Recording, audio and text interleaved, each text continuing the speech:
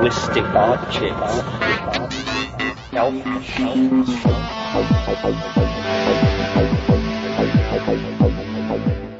Greetings from Cyberdelic Space. This is Lorenzo, and I'm your host here in the Psychedelic Salon. And before I do anything else, I want to correct what I think might have been a mispronunciation of one of our donors' names from last week. And I'm still not sure if I'm getting this right, but I think the proper pronunciation of her name is Carolyn F., not Caroline. But I do want you to know that even though I may mispronounce your names from time to time, I nonetheless have a very warm place in my heart for our donors, and this week is no exception in that I want to thank Tidoro, and again, I'm not sure about this pronunciation, but I think it's Tidoro, or maybe it's Todoro.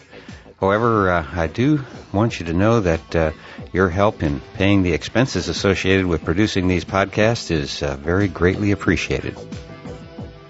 Now, let's just get right into today's program, and I hope that you'll find today's talk as interesting as I have. In fact, it's only tape 1 of 2, and so I'm planning on podcasting the second tape in just a few days because I want to hear the rest of it myself. Now, this tape comes again from the Dr. Timothy Leary archive, and thanks to Dennis Berry and Bruce Damer, it's also another one of the tapes that Michael Horowitz digitized, and Michael, as you know, was Dr. Leary's archivist. Now, the only documentation I have on it is the file name, which indicates that the recording was made at the University of California, Santa Barbara, in 1982. But I think maybe the date is wrong and that it probably should be 1981. But if any of our fellow saloners were there or somehow know otherwise, please let me know, and I'll correct this however I can. Now, what we're going to hear is a panel discussion, and we're going to hear the panel in this order. First will be Timothy Leary. Next will be Frank Barron, who was a famous professor of civil engineering at Berkeley, among other universities. And he'll be followed by Dr. Andrew Weil. And then we'll hear from Dr. Walter Houston Clark. And let me tell you a little something about Walter Clark before we hear what he has to say. In fact, here is something that Ralph Metzner wrote about him. Old age is often synonymous with rigidity rather than wisdom. Not so with Walter Houston Clark, professor of psychology of religion at Andover Newton Theological School in Newton, Massachusetts. Former dean and professor at the Hartford School of Religious Education, author of the Oxford Group in 1951, and the Psychology of Religion in 1958, and founder of the Society for the Scientific Study of Religion.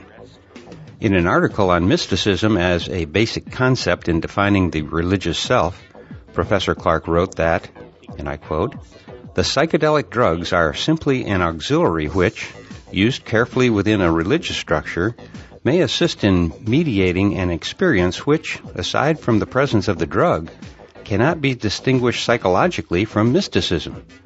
Studies have indicated that, when the experience is interpreted transcendentally or religiously, chances are improved for the rehabilitation of hopeless alcoholics and hardened criminals. Even though observations like these mean that the psychologist can learn a little more of the religious life, in no sense does it ultimately become any less of a mystery."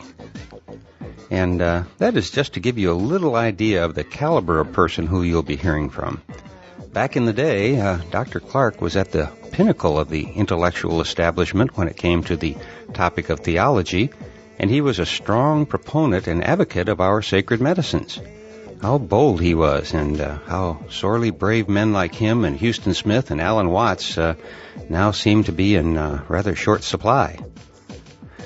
Now, after Walter Clark, we're going to be hearing from Paul Krasner. And if you don't know already who Paul is, you may want to take the time to Google him and read a little something about his life. While Paul may be best known as a comedian, he also has been one of the most important social activists of the last 40 years or so. And on top of everything else, he's very approachable and is an extremely nice guy. So now let's join this great cast of characters at UC Santa Barbara sometime in the early 1980s and hear what was on their minds. Well, hello.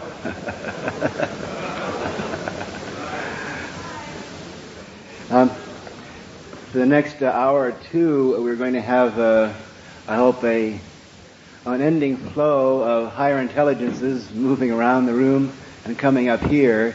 To start things off, I was going to ask 2 or 3 people to join me now, with the hope and the expectation that later on more will be coming up. The title of this afternoon's colloquium is Higher Intelligence. Now, I did not suggest that, but being stuck with it, there's only one thing to do, and that's go with it, huh? I thought myself and other people have suggested that we should try to focus on the future of intelligence and the future of higher intelligence from the scientific point of view. And so I was going to ask Frank Barron if he would come and join me, and Andy Weil said he would come, and Walter Clark, would you be willing to come up and join us for a few minutes? And then as we go on, we'll be discussing things, and I hope that before the afternoon is over, we'll be down there and everyone will be moving in an unbroken flow up and around.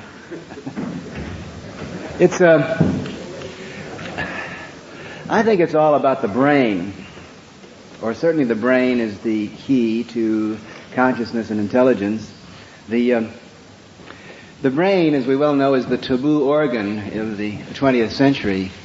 In the 19th century, 100 years ago in Victorian England or in Freudian Vienna, it was the body that was the taboo organ. And strong men would faint at the sight of a young lady's ankle, or a young man's ankle, and vice versa. I hope I haven't left anyone out. In any case, the human body, for many reasons, is no longer such a taboo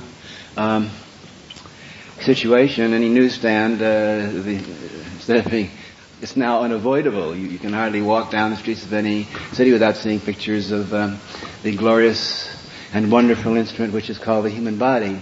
So the brain, I think it's safe to say, is now the taboo organ. We simply have not been ready as a species to understand, to come to grips with the meaning of the human brain. There are many other things that we have not come to grips with which are associated with the human brain. I say the same thing is true of the bomb. Wouldn't you say so, Frank?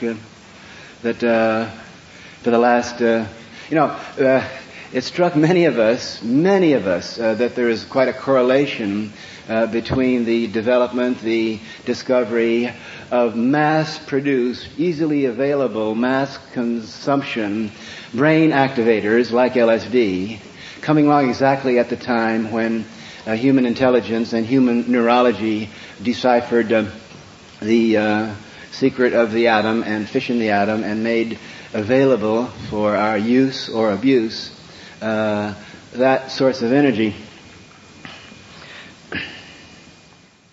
The brain is 40 billion. They keep increasing. It's like inflation. One of the things I used to say it was 10 billion cells, then it was 15, and then it was 20 for a while, and then it's like gold. Then it went up to.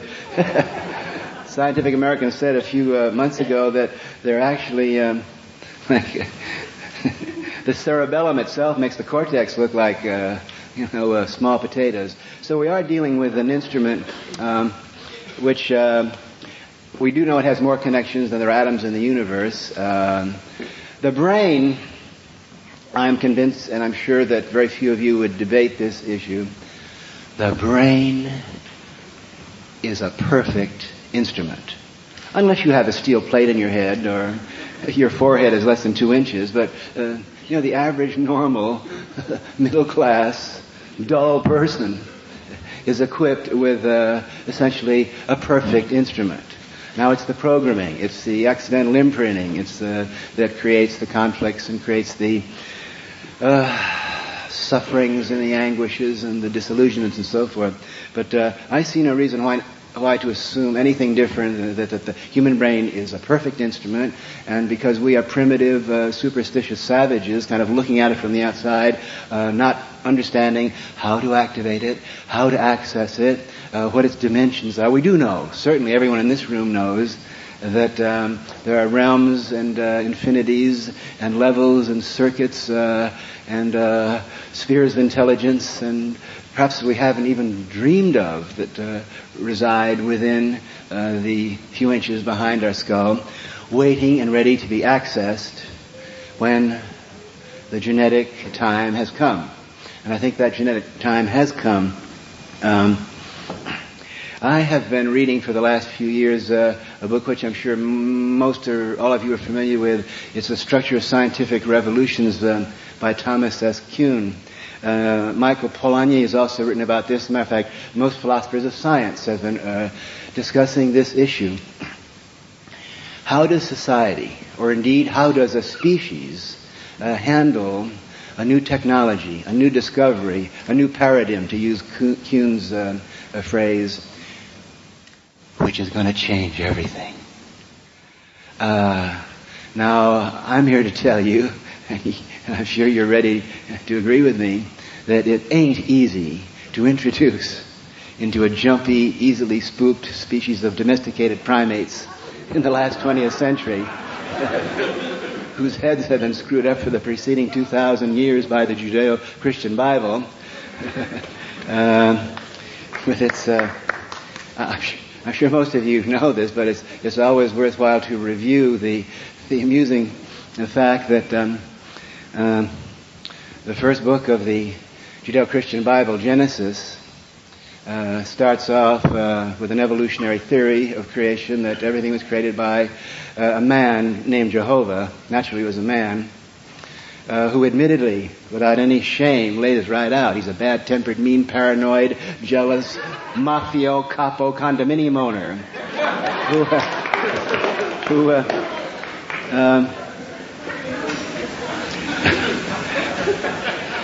who created this Garden of Eden for Adam and then later Eve, who was thrown in as, to help Adam as a servant. They read that, believe it. Even in the 20th century, they read it. And he said in the Garden of Eden, you can do anything you want, except there are two things you can't do. There's a tree there that has the fruit, and it's a controlled substance, and you are forbidden by eternal law to ingest, absorb, sniff, or in any way. Because if you do, the blinds will fall from your eyes and you will see through good and evil and become a god like me. And Adam said, well, gee, I don't want to do that, sir. And then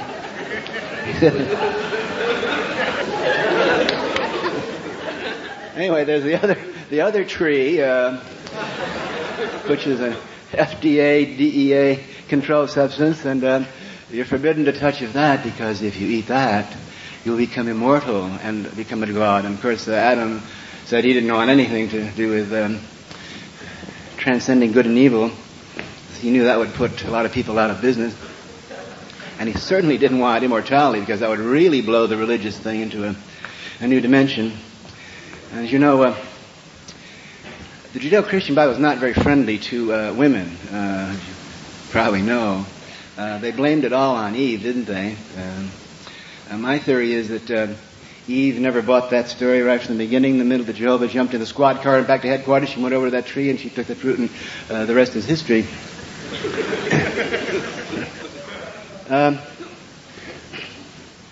Going back to Polanyi and Kuhn, you thought I forgot about that, didn't you? Short-term memory loss, right?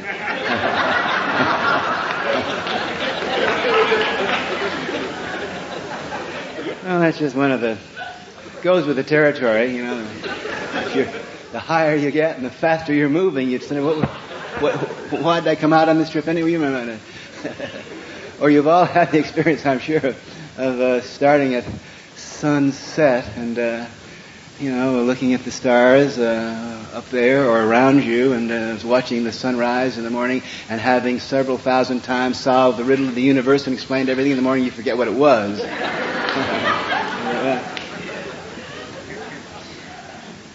Take notes. That wonderful story of our old Harvard colleague. Hey, we have a little Harvard reunion group here, don't we? Frank, I hope we can...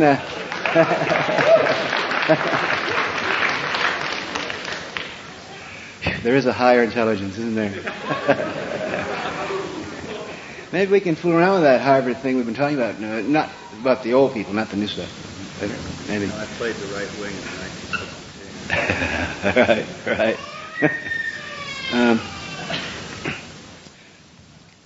Kuhn, gives many examples of how difficult it was to introduce a new model which is going to change the structure of consciousness in any society. Lord Kelvin, went to his deathbed saying that the X-ray was just an elaborate hoax. Rutherford, who was the leading atomic physicist at the time, said, it was simply impossible to fission the atom. What happened to Semmelweis because he told doctors to wash their hands before they treated patients. Lord Lister got the Nobel Prize a generation later for that. The introduction of a new technology, a new paradigm, a new world model to a primitive society takes a lot of delicate doing. You can't spook them too quickly. Polanyi says you have to attach the new model to some of the old theories. That's why I think in the 1960s many people attempted to, we all did, didn't we, Walter, say that the easiest way to understand the psychedelic experience was in the religious mode, because psychology certainly had no terms or phrases except things like psychotomimetic, remember? I hope you don't. The use of the religious metaphor to comfort people and assuage people and somehow seduce people and to get them to relax about the notion that it is now possible to access your brain. It is now possible to activate circuits that were undreamed of before. It is now possible to learn how to dial and tune your brain so that this will be no more excuse to feel any way you want to feel. There's no limits to the creativity and imagination and novelty and intelligence that can be generated by this instrument, the brain, whose function we are now realizing is to fabricate reality. So we used the religious metaphor, and that was, it was a wonderful experience, wasn't it, Walter? I think, though, that the time has come, we're now one generation beyond 1960s, where we can really get down and address this problem with the intelligence and the discipline and the courage that is necessary. The next step in accessing and talking about the brain is to use the scientific metaphors.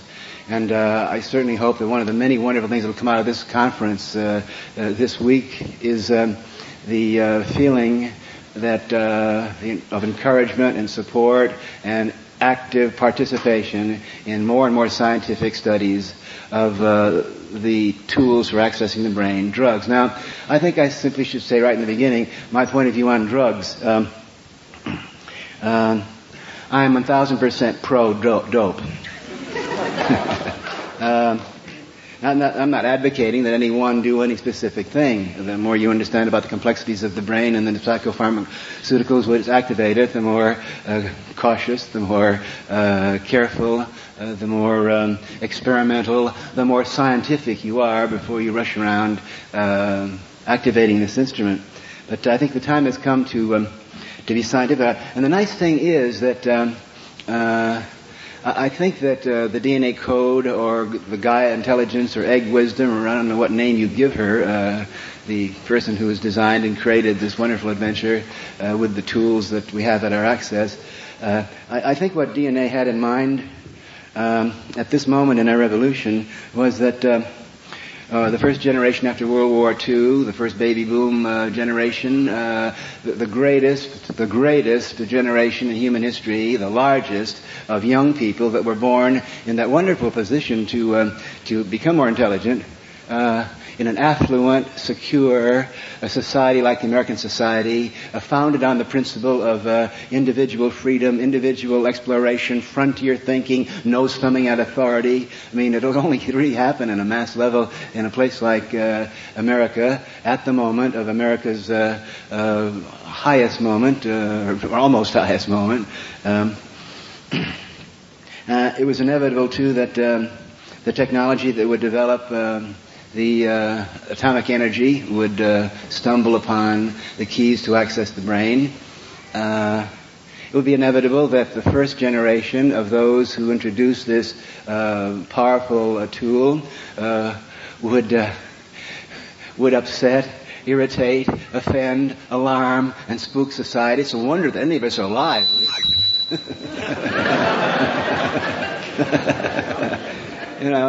In any other time, in any other place except wonderful America, we wouldn't be around as long as we have been around, or we would be having reunions of this sort.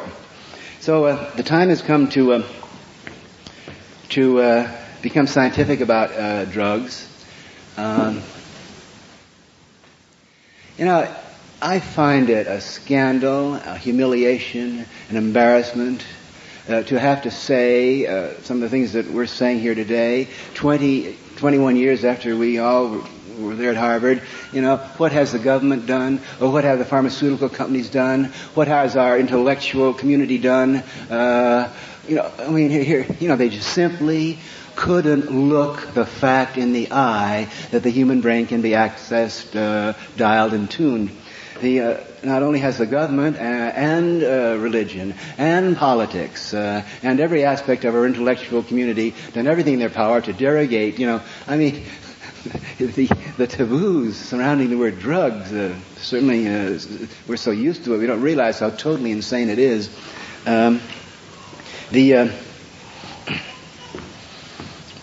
The way it worked was that between 7 and 8 million people, most of them young people in the 1960s and early 70s, did access their brain. They learned how to do it, and they did it. And now, 15 or 20 years later, there's a new generation of young scientists and older scientists too, because it's in the air, it's a zeitgeist. When it starts to happen, it happens all over. When it's backbones, it was Robert Anton. Is Robert Anton Wilson here? Anyways, Robert Anton Wilson says, how about a round of applause for Robert Anton Wilson? Yeah. Oh, Robert, yeah. Would you come up and join us?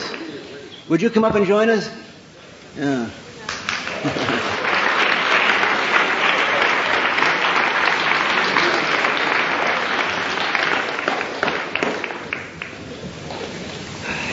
Krasner expected to be on this panel. Okay, yeah. And we're saving as a treat, and as a surprise, and as a wonderful package of joy, none other than Paul Krasner.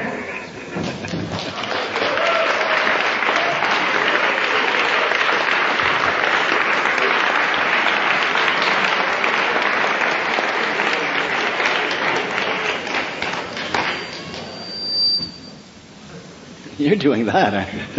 Watch it now. That's the zone. You got through it. Good. I'm just going to say 2 or 3 more things, and then we'll turn it over to the panel, the rest of you. The point of view that you can, that the function of human life from now on is to learn how to access, activate, direct, manage, and control your own brain. There's simply no point in living if you don't do that. Socrates said it, 3 centuries BC. He said the only function of an intelligent life is to learn how to get smarter. The pursuit of knowledge, the increase of intelligence. It's the oldest concept in human history. It dates back to the first book of the Vedas along the Ganges when Soma was introduced. This notion of higher intelligence, of yoga, of using your life as a continual hierarchy of getting higher, self-development, personal growth, so forth. It's now taking over science, and I want to suggest 6 or 7 branches of science in which the same notion of self-actualization, taking responsibility for your own destiny, realize that no one's going to do it for you, you've got to manage it yourself. You know that the second law of thermodynamics has been repealed by Ilya Prigogine. I never believed in the second law of thermodynamics and entropy. If that wasn't a Protestant ethic, God is some banker up there saying, well, you're dreaming. I never went for that. Well, anyway, Prigogine has gloriously, scientifically and empirically said that no, we can dissipative structures we have to dissolve it. Sure, there's entropy because it's simply loosening up before the next structure takes over. We've repealed the law of gravity, surely, not only internally, but our space adventurers going where no women of men have gone before.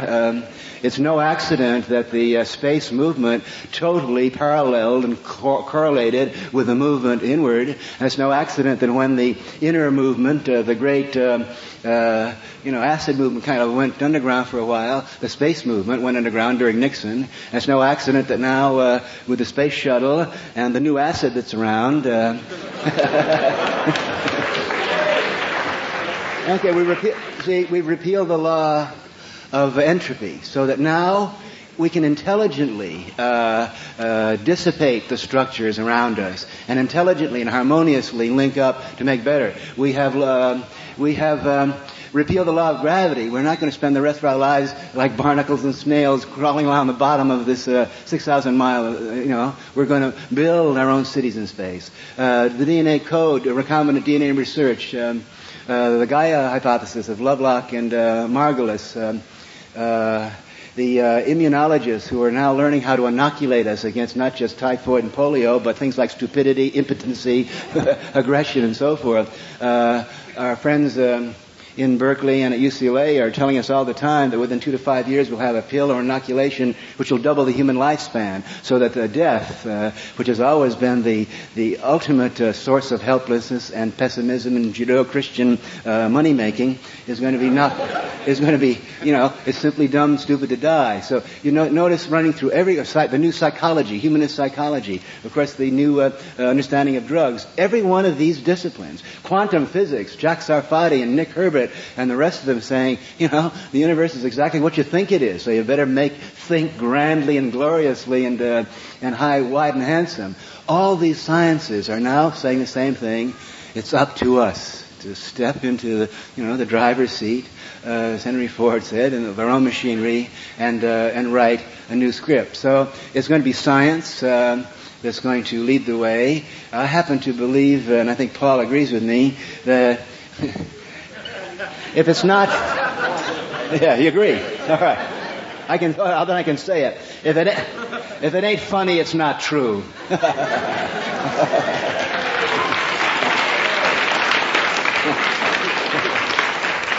It's not the survival of the fittest. It's the survival of the people with a sense of humor who can say, look at those dinosaurs. We won't go that way. The ability to laugh at yourself back there. The butterfly giggling at the caterpillar, because we are caterpillars and we are butterflies. You can only evolve and mutate when you can laugh at your old form and go beyond it. So that's why we're on the circuit, right, Paul? Also to pay the rent. I said also to pay the rent. Pay the rent.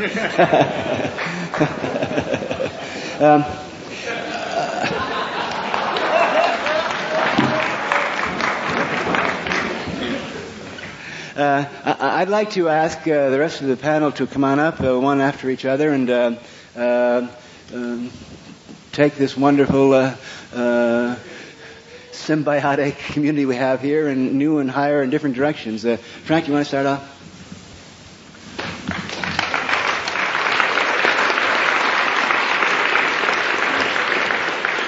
Thank you, Tim. Well, those of you who were here last night will recall that I began by, out of some concern with what topics the colloquium would cover, I began by mentioning 4 or 5 problems that I hoped would be discussed. I see now that I had no need to worry. Everything has been covered so far.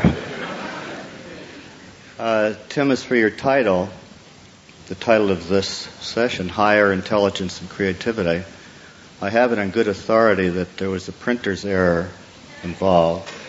The printer, who is a member of Linkage, dropped an ER at the end of the high.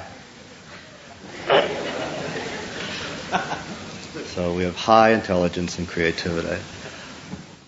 I'll make a few remarks about the word intelligence, which I would like to rescue from the word that's usually put right after it, quotient. Intelligence quotient is the phrase that we hear most often, apparently referring to intelligence. And with due respect to Alfred Binet, who is generally credited with being the inventor of the intelligence test, he loathed the term intelligence quotient. He did not invent it. It was suggested by the German psychologist Stern, and the arithmetic was done by Wundt.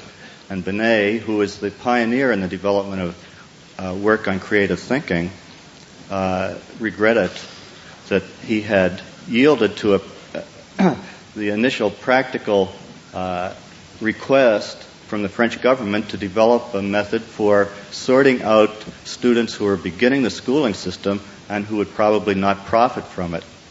So that the intelligence quotient is a derivative of a test which was meant to identify factors in scholastic aptitude. And scholastic aptitude ain't all there is to intelligence. But the broadening of it requires quite a bit of, I think, new language and new ways of thinking about the general concept of intelligence. Even the word gift, a very good word, giftedness, has been taken over so that it's defined in terms of like the upper 2% on an IQ test. Gift is a word that has a very much more general, ancient meaning. And I think that word, or the word powers, mental powers, is what I should like us to be talking about.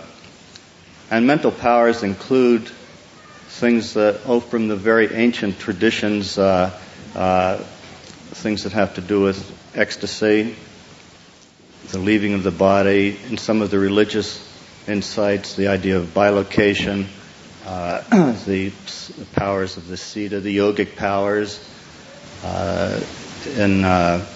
beginning with Nietzsche's popularization of the phrase, the idea of being able to act without the kinds of socially imposed internal controls defined as good or evil, but rather acting in a free, spontaneous manner that is constructive, but that does not have that imposed as the rules by which one acts. Plus the idea of conflict-free grace, something concerning psychological androgyny, the ability to appreciate and act upon both the masculine and feminine principles in oneself, in the mind. All of these things are parts of what we ought to be thinking about when we think about intelligence, mental powers, or giftedness. And those are the very things that are in all of us that we can develop but don't always. And the work on creativity that I've engaged in has been, of course, within the context of an empirical science and the development of research methods and findings. But I think the most important fact about it, as we proceeded with a kind of criticism and change of the sorts of intelligence tests that were then in use, was that we decided that creative thinking, creative reason, does not have there are no right answers to such tests. Whereas in the usual IQ test, you have to give the answer that has been already decided upon by the person who made up the test. Quite different from that are the functions that are involved in creative thinking where there is no right answer because it's moving into a future that's unknown. There's no ceiling, as they say. The latitude is enormous for possibilities. So that is, I think, the essential meaning of the work on creativity, the other part of our topic here. That's all I have to say.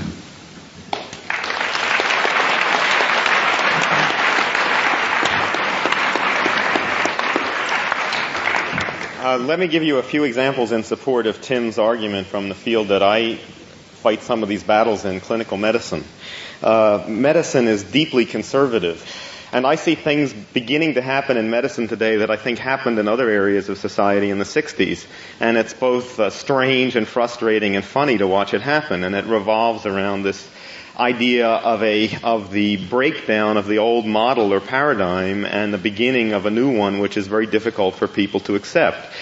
In conventional medicine today, things that you can't see or perceive with your senses or measure with instruments don't exist. That includes the mind.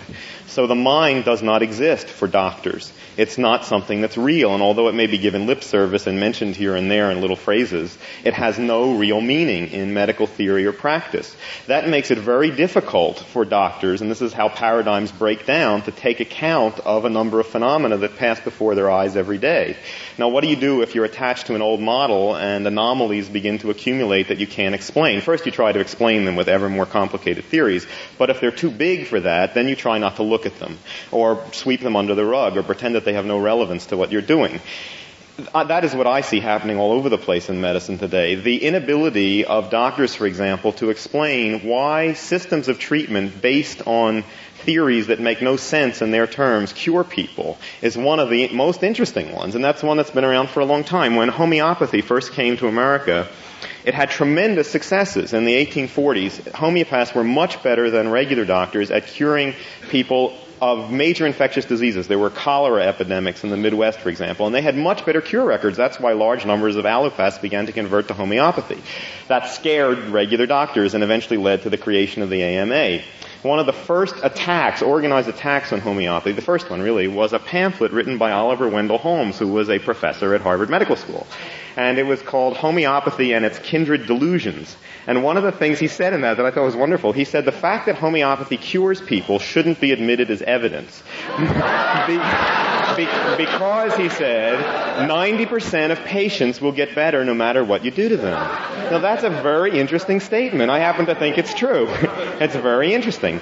Look at the inability of doctors to grasp the placebo effect or its significance. I mean, that's a marvelous, magical, wonderful thing. And the things that doctors believe about placebos are just amazing. One of the things they believe is that placebo effects are somehow less real and less important than so-called objective effects. I mean, you can die of a placebo effect. There's a well-known phenomenon called placebo death. There are placebo total cures of cancer. What more can you ask for from an effect? Often placebo effects can be much. There's no limit to their magnitude. Another misbelief about placebo effects that doctors like to parade out is that only some people show them. A common statement is that only people who are less educated are susceptible of placebo effects. If you've been to college and certainly you've been to medical school, you're not supposed to show placebo effects. Nonsense. Or that Southern Italians are very vulnerable to placebo effects, but Scandinavians aren't. Everybody, if the circumstances are right, can show placebo effects. Another great misconception is the failure to distinguish between two kinds of placebos. What most people think of when we talk about placebos is sugar pills. That's one kind of placebo. That's the inactive placebo, something that has no intrinsic effect. But the much more interesting kind of placebo is the active placebo, something that does do something on its own, but it doesn't directly cause the end effect that you look at. And active placebos are much more powerful than inactive ones at generating belief because they make you feel different. They make something happen to you. I have maintained, and I still do, that all psychoactive drugs are really active placebos. They make you feel temporarily different, and you associate that feeling with a certain state of consciousness.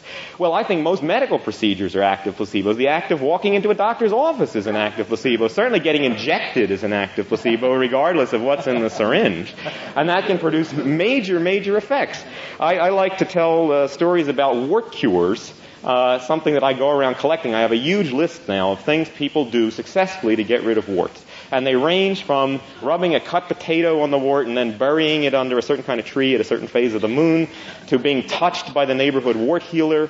Some very strange one. I've found a few that don't even involve the wart. I've met one guy who told me that his mother had told him in the middle of the night he should go down to the refrigerator and steal something from the refrigerator, and she must never know what it was. And that was it. And the wart would fall off. Now, what does that have in common with rubbing a potato on a wart?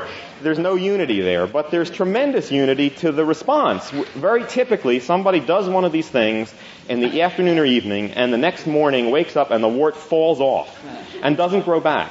The less common pattern is that you do one of these things, and over the next 2 to 3 weeks, the wart shrivels up and dries up. Now, compare that to the way we treat warts in regular medicine. We burn them out, gouge them out, freeze them off with liquid nitrogen, or put an acid on that's so corrosive that you have to be very careful of getting it on normal tissue.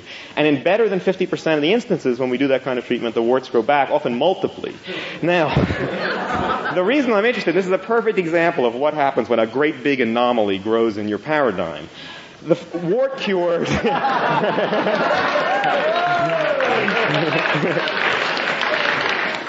Wart cures are not uncommon. I think better than about 50% of the population of this part of the world has experienced wart cures, usually as children. This is a very common phenomenon.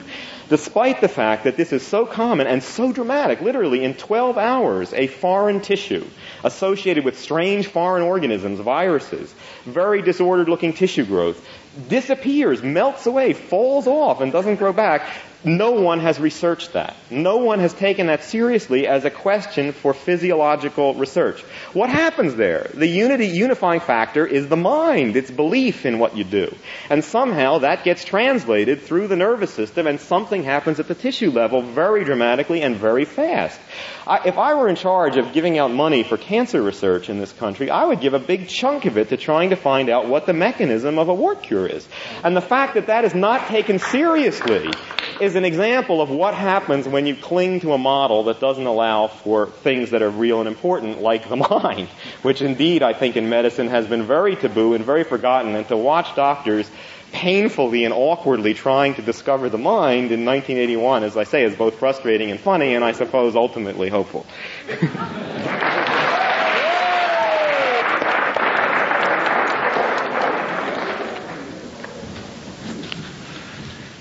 I guess most of you who are here at the last session suspect that my name is the same as it was when I talked in that session. My name is Walter Clark, and I'm an old friend of Tim's, which explains why apparently it wasn't enough for me to lead people astray in the last session. But he wants me to do the same thing in this session.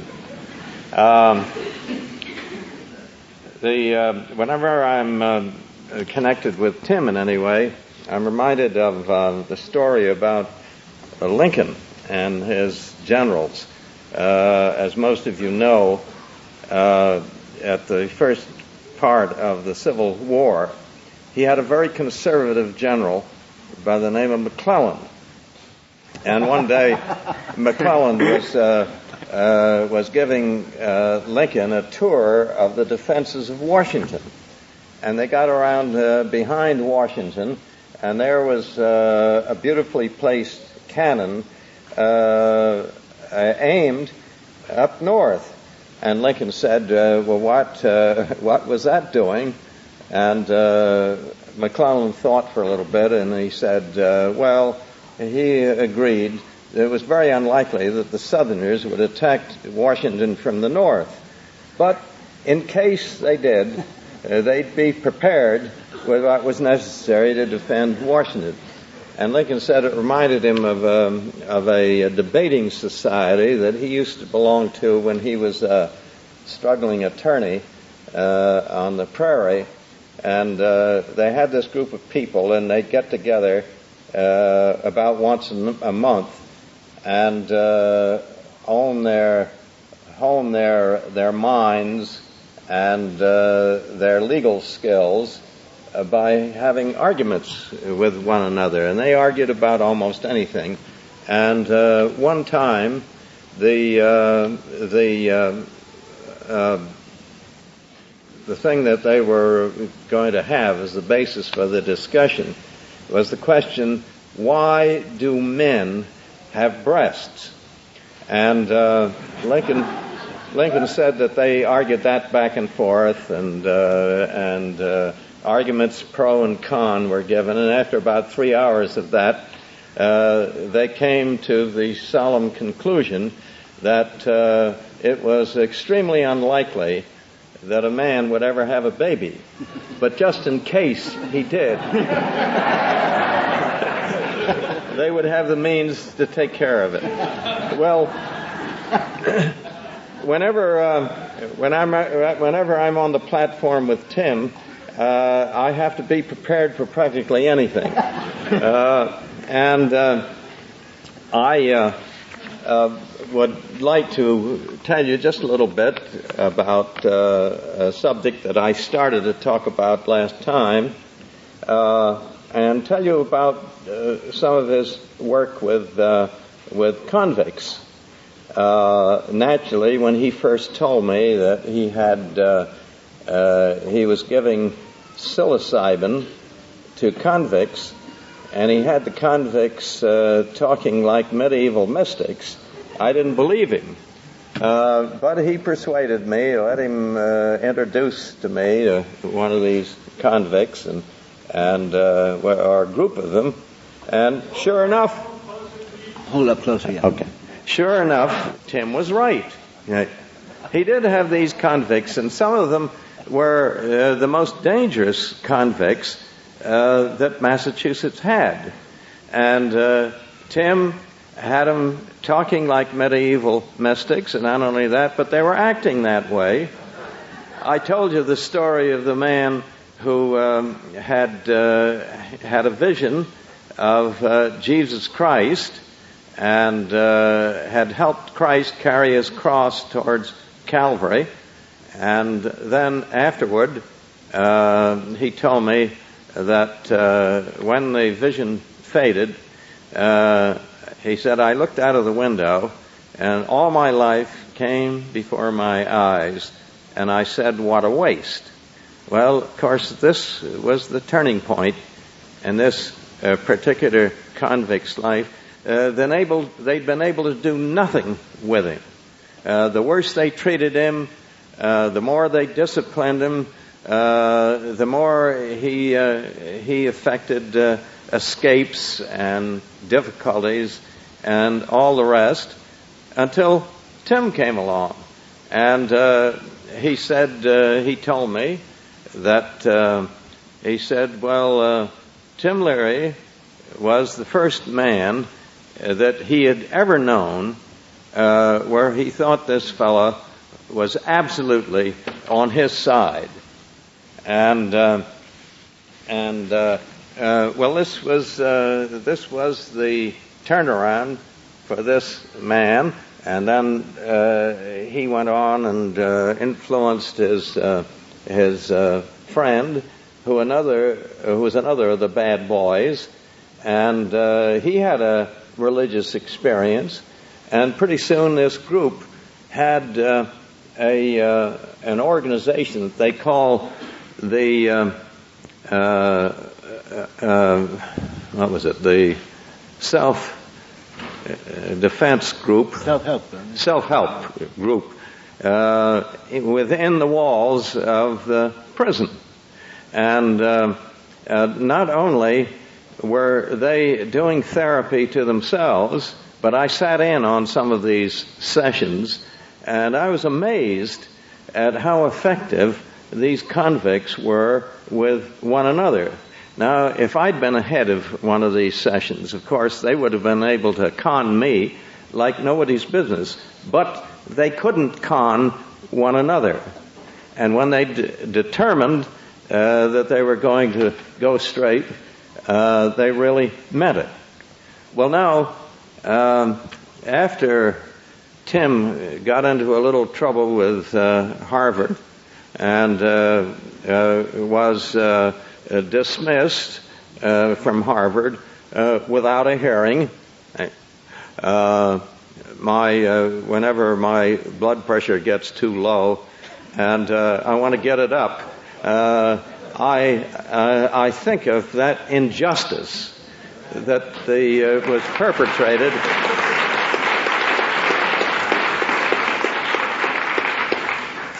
by the Harvard faculty. And when a meeting was called of people on the faculty to protest this outrage, there wasn't more than 5 or 10 members of that great faculty who were willing to go out on a limb for Tim. And Richard. And Richard Alpert. And, soon after that, I brooded about that. And then Tim and I had a mutual friend whose name was Walter Pankey. Walter Pankey had a degree from Harvard Medical School and also from Harvard Divinity School, and I persuaded Pankey that Tim's work deserved to be studied more systematically and thoroughly in order to demonstrate what could be done using Tim's method. Well, Walter finally had to leave the environments of Harvard, and he went down to Baltimore, where he worked at the Maryland Psychiatric Research Center. And he invited me to come down there as a consultant, and we worked together for 4 or 5 months. And I designed I prepared the research design for this work with convicts, and we got permission from the people at the prisons in Maryland, and we were all ready to do this work when Pankey died in a very tragic accident, and that was the end of that. Oh yes, and I should say that I also had permission to do work with the Massachusetts penal system, and we were ordered to take off with that, and then the chromosome hoax came along. You know that the LSD was supposed to knock your chromosomes for a loop, so that was why that particular piece of research never got off the ground. And at any rate, what I was leading up to was that here I have this beautiful research design gathering dust in my files. I don't know how many times I've tried to get somebody interested in doing something about this, but I must admit that Tim has not been of any help to me for the reason I understand that he's writing his autobiography, but I know how he's writing it. He's writing it with all kinds of wit and humor, and what we need is an autobiography that is going to move the bureaucrats down in Washington, and they don't understand wit and humor, and therefore they don't understand Timothy. And I've been trying to persuade him just to tell the facts of his life. No humor, just one after another. And I'm sure that this would be a great success, and even some of the bureaucrats in Washington would do something about it. Well, those are a few of my random comments on Tim and his work.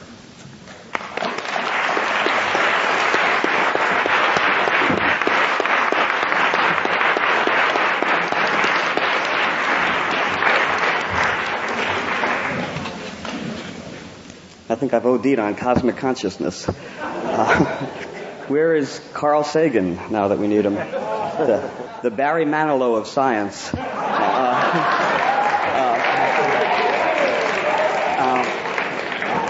Well, I suppose I should mention that I've changed my image a little. I'm now the psychedelic punk branch of the Hare Krishna. And I joined a gang. This is a group of artists and writers and performers who were always too chicken shit to join a gang but wanted jackets. So we all got these great jackets with this dragon on the back. And it's good. It cures paranoia, because you used to walk along thinking, what are they looking at? Now you know, at least.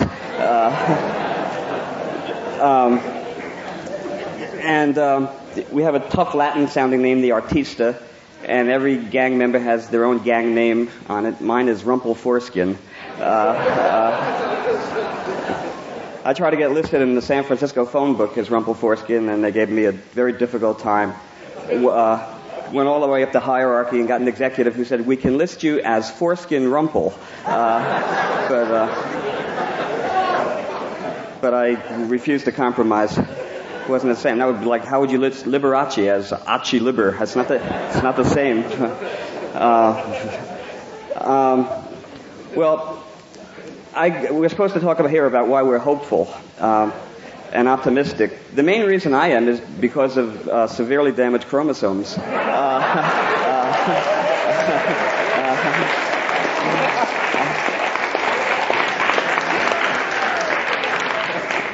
I realize Walt Stewart says it's a myth, but Andy Weil says any placebo works. So what are you going to do? I mean, what can you expect from a movement that started with hanky-panky? Well, look, you have to see what the valleys are in order to appreciate the peaks, in case there are any. Colloquium 2 has been going on since yesterday. I thought I would fill you in on a few details that you may have missed. There's a lot, because I've been roaming around watching. There's one guy I've seen with pretty ladies on his lap, different pretty lady every half hour. And he's developed this lower back massage. And he pinpoints, just like some kind of acupuncture, and just really pinpoints. But whenever a good statement is, he's willing to lose the pinpoint in order to applaud. So that's one of the things that gives me hope, is that you can divide your attention between the sensory and the eternal. In fact, Tim once made a statement which I've wondered about a long time, that smoking marijuana makes you dumb but sensual. Is that a fair quote, Tim? I don't know. I've been smoking.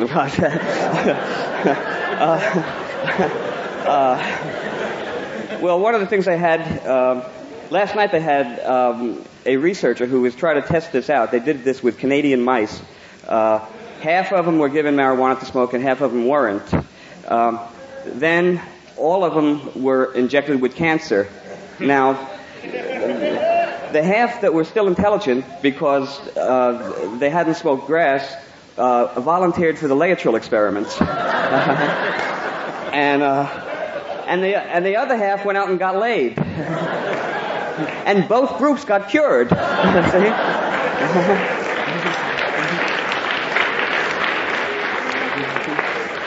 Except all the researchers got warts.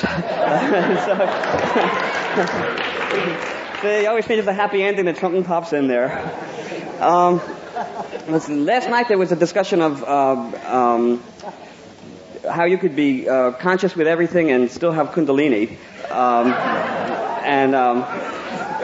Kundalini always has seemed to me like a very male-oriented sexual practice, where the man holds back the ejaculation and reverses into a backstroke, and the spermatozoa go back the penis, up the spine, into the cranial cavity to cure baldness from the inside.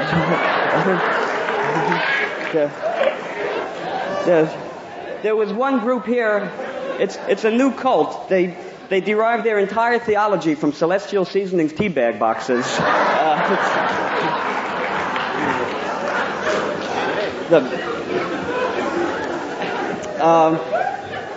One of the things that gives me more hope than anything is if we were the weirdos, it's the children of the weirdos that give me hope.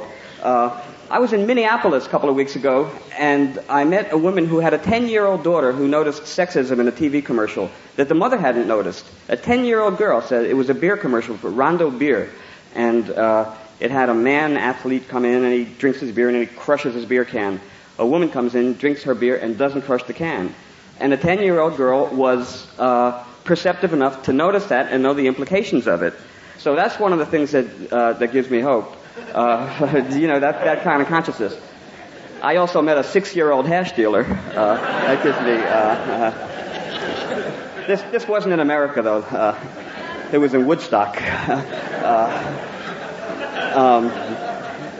What they knew, Reagan now wants to spell Woodstock with 2 C's in order to make up for those people who spelled America with a K. It's sort of an FCC equal time thing. My own daughter, Holly, who is now 17, has given me a lot of reason for hope. When I was her age, I couldn't talk to my parents about sex. When she was 16, she called me up and she played Carly Simon's record of Daddy, I'm No Virgin. I was proud of her. there was, I have to admit, a touch of resentment, because I wasn't getting any when I was 16. You know, and you try not to have sour grapes, but you think, these kids today, they don't appreciate the joy of yearning. I mean, they've missed the learning experience of blue balls. Is blue balls still, or is it our blue balls? Is blue balls a collective noun? Or are blue balls a collective noun? I know that when Buckminster Fuller gets blue balls, they're verbs, but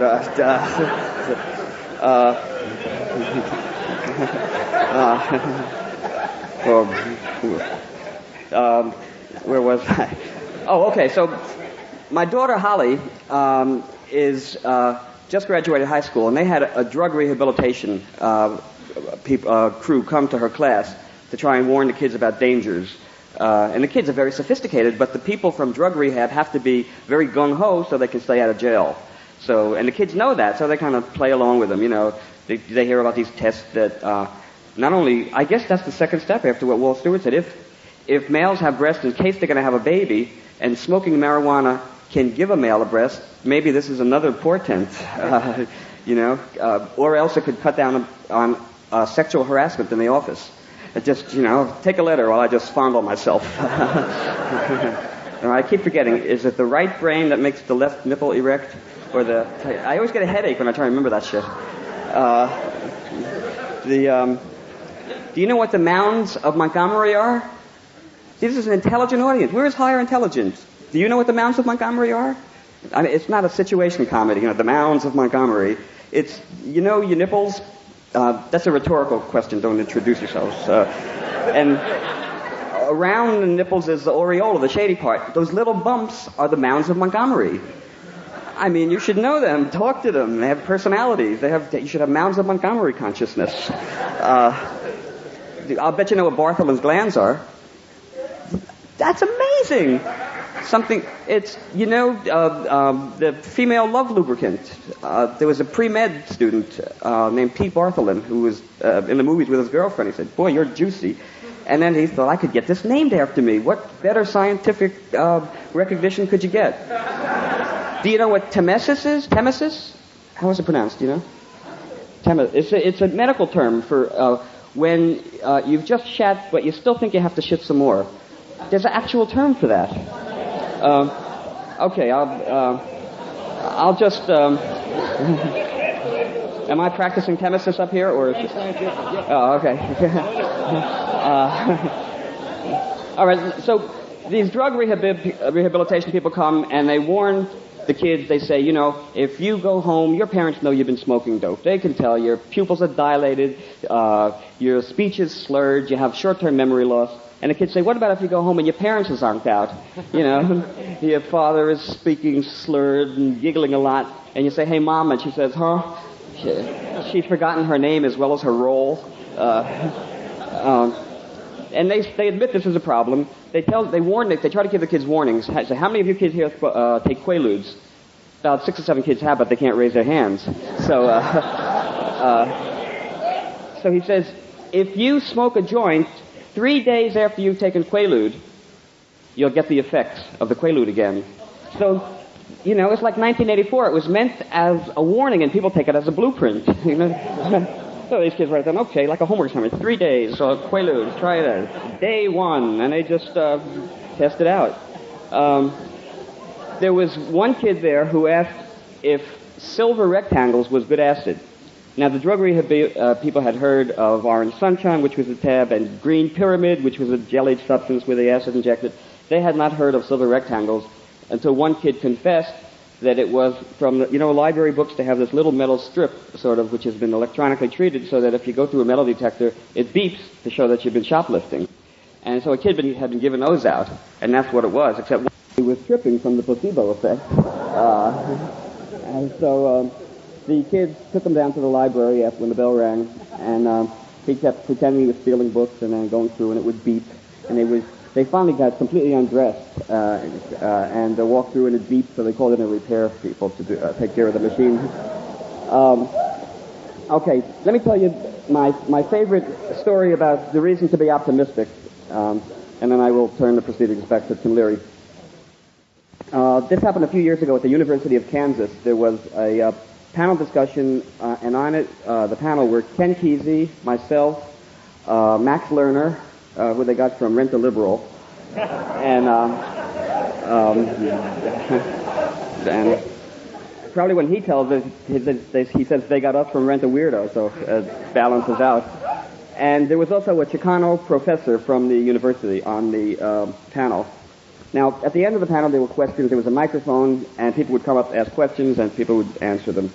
About halfway through that proceeding, a dwarf who was crippled came up on crutches to the microphone, and everybody kind of remained a little bit tense and silent. This was before the disabled liberation movement, and people were kind of a little bit shocked to see somebody coming forward, a dwarf on crutches, to the microphone.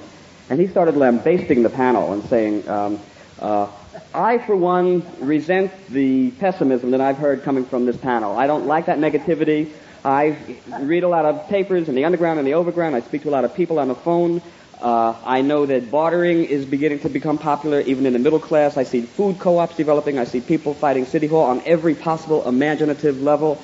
He says, I see, and he just went on with a delineation of all the things that he felt there were to be optimistic about. And nobody on the panel wanted to answer him, except the Chicano professor got up and he said, well, that's easy for you to say. You're white. So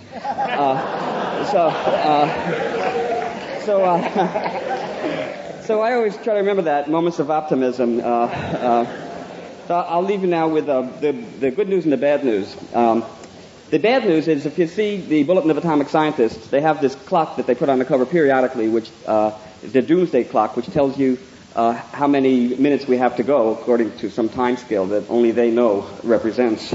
The last time they did it, a few months ago, they updated the clock so it's 3 minutes to midnight, which means nuclear devastation.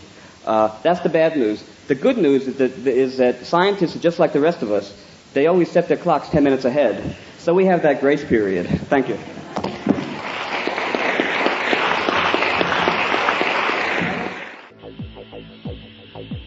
You're listening to the Psychedelic Salon, where people are changing their lives one thought at a time.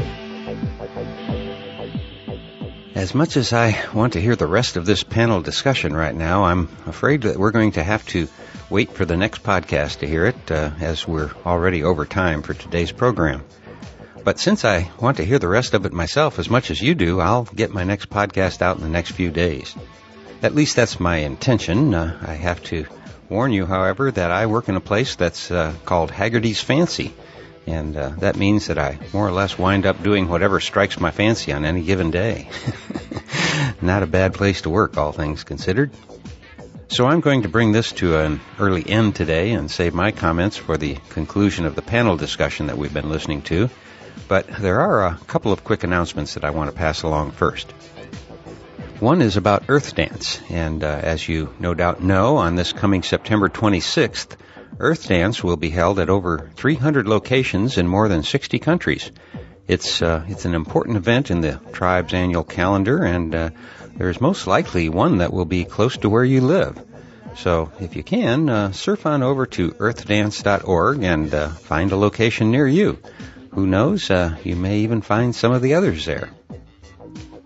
And the other event, where you'll definitely find some of the others, is one I want to mention, and that is the Symbiosis Gathering, which will take place from the 17th through the 21st of September near Yosemite National Park in California. And their website is at symbiosisgathering.com. That's SYMBIOSISGATHERING, symbiosisgathering.com. And on their musicians portal page, I counted over 100 musical acts that are going to be there.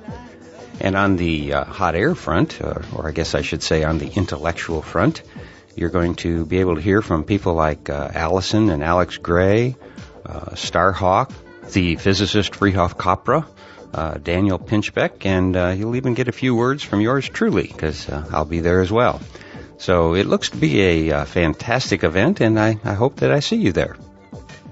Now, one last thing I want to mention is to thank our fellow saloners for their very kind and loving messages of support and good wishes that have come in the past couple of months. I really appreciate your comments about my new novel, The Genesis Generation, and I want you to know that I'm keeping your thoughts in mind as I work on the next volume in the series. So thanks again for all of your good ideas. And now it seems like a good idea to clear a few other items off my desk so I can get back to editing the rest of the panel discussion we just heard and get it out to you as soon as I can. But first I want to remind you that this and all of the podcasts from the Psychedelic Salon are freely available for you to use in your own audio projects under the Creative Commons Attribution Non-Commercial Share-alike 3.0 license. And if you have any questions about that, just click on the Creative Commons link at the bottom of the Psychedelic Salon webpage, which you can find at psychedelicsalon.org. And if you're interested in hearing what I have to say about the Genesis Generation, you can go to genesisgeneration.us and find a link to a free download of the first chapter if you're interested. And for now, this is Lorenzo signing off from Cyberdelic Space. Be well, my friends.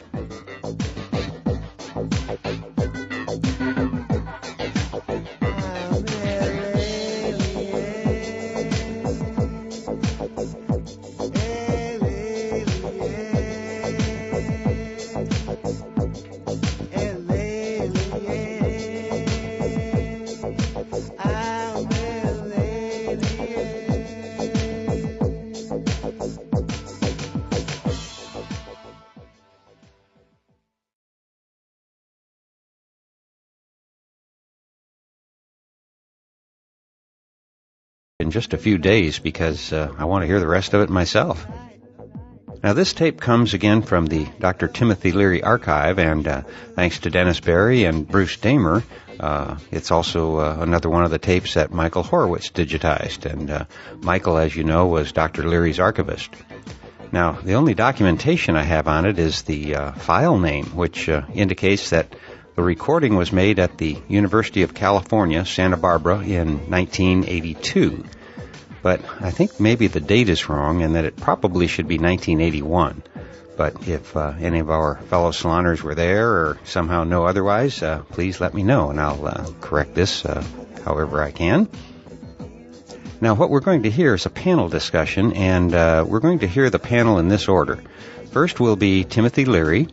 Next will be Frank Barron, who was a famous professor of civil engineering at Berkeley, among other universities. And he'll be followed by Dr. Andrew Weil. And then we'll hear from Dr. Walter Houston Clark. And let me tell you a little something about Walter Clark before we hear what he has to say. In fact, here is something that Ralph Metzner wrote about him. Old age is often synonymous with rigidity rather than wisdom.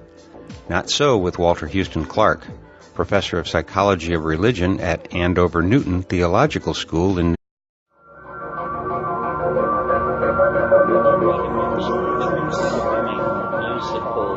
linguistic objects.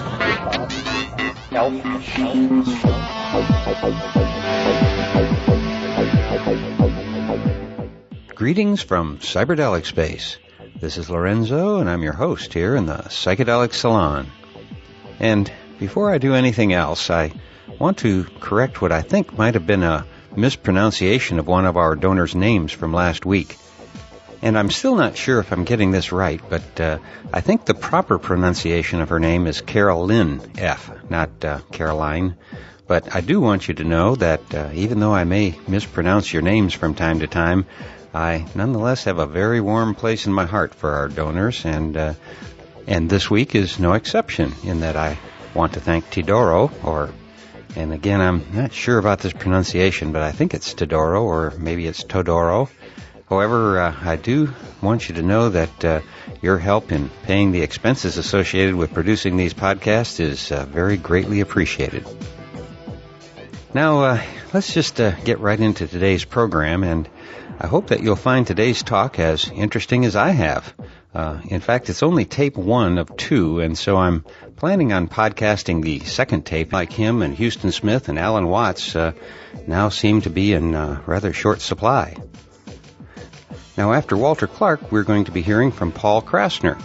And if you don't know already who Paul is, you may want to take the time to Google him and read a little something about his life.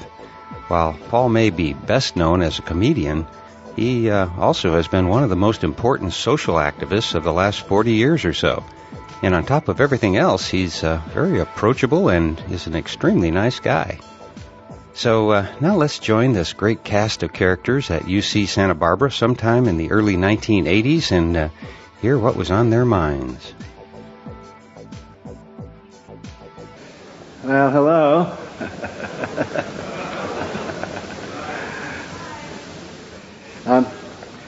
For the next hour or two, we're going to have, I hope, an unending flow of higher intelligences moving around the room and coming up here.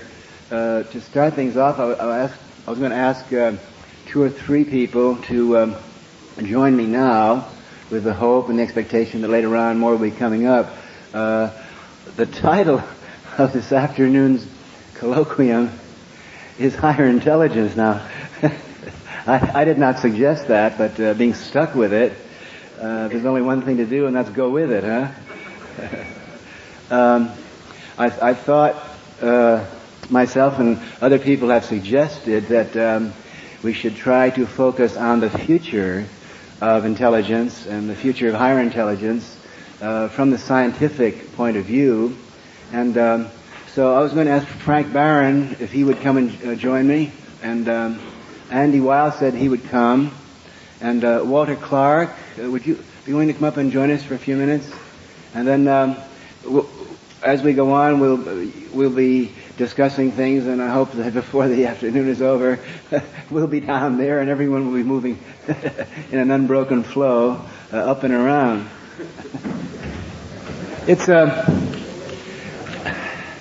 I think it's all about the brain, or certainly the brain is the key to consciousness and intelligence. The brain, as we well know, is the taboo organ of the 20th century.